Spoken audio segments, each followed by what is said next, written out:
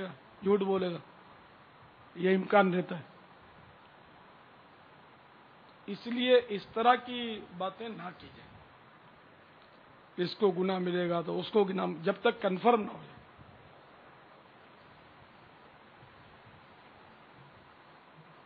قرآن پاک میں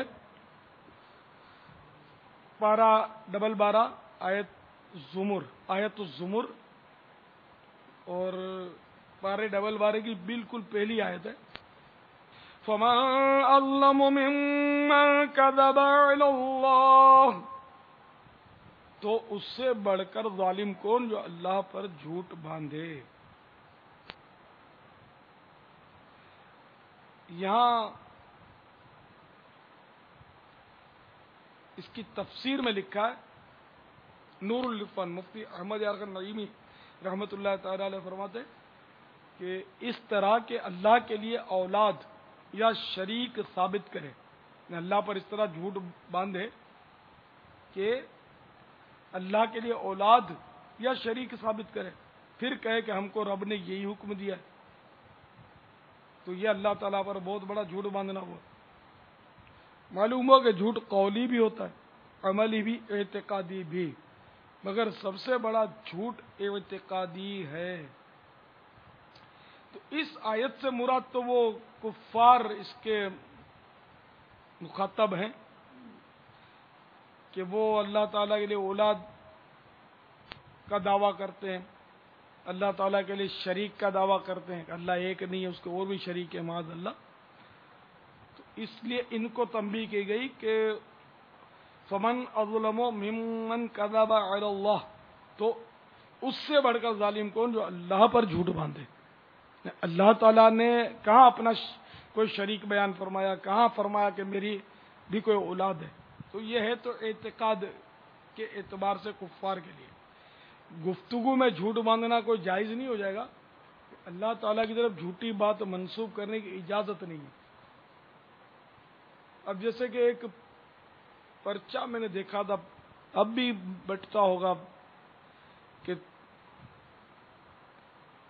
اے بندے تو یوں کر تو اللہ یوں کرے گا، یوں کر تو یوں کرے گا. تو اس طرح ابن آدم، اگر ایک تیری چاہت ہے ایک میری چاہت ہے، اگر اس کو جو تیری چاہت ہے اس پر جو میری چاہت ہے قربان کر دے گا تو میں اس کو جو تیری چاہت ہے وہ اس کو پورا کر دوں گا. وہ طرح طرح کے جملے لکھے ہوتے ہیں، ایک بالش بڑھ تو میں تیری طرح ایک گز بڑھوں گا.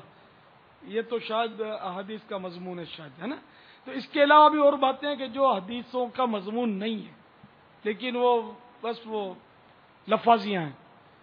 تو اللہ تعالیٰ کے معاملے میں بہت احتیاط کرنے کی ضرورت ہوتی ہے. بات بات میں لوگ بولتے ہیں اللہ یوں بھی بولتا ہے، اللہ بولتا ہے دنیا کا بھی خیال کرو، اللہ بولتا ہے بال بچوں کا بھی خیال کرو. تو یہ اب اٹکل سے بعض لوگ بولتے ہیں، اگرچہ کئی باتیں ایسی ہوتی جو قرآن و حدیث کے دائرے میں آ جاتی ہیں کہ کسی نہ کسی حدیث کا یہ خلاصہ ہوتی ہے، لیکن بہرحال جب تک یقینی طور پہ معلوم نہ ہو نا بولنا نہیں چاہیے.